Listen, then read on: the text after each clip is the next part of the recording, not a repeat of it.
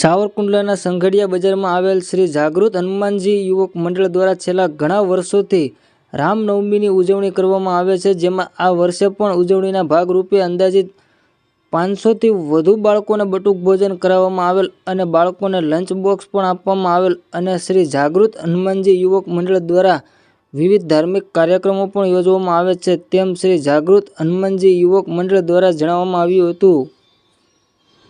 Reporter Yogesh Unadkat, Savarkundla.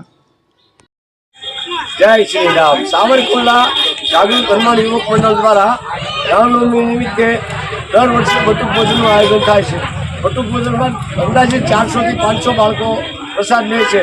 प्रसाद में श्रीखंड, पूरी, दाल ढोकळा, दम आलू बटेटाનું શાક, ભૂંગળા એ પ્રસાદ દેવામાં આવે છે।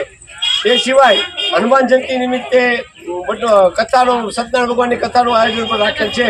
તે દર વર્ષે થાય છે અને આ જાગૃત હનુમાન યુવક મંડળના તમામ સભ્યો સાથ સહકાર બહુ આપે છે અને દાતાઓ પણ સાથ સહકાર બહુ આપે છે અમને। જય શ્રી રામ। જય શ્રી રામ।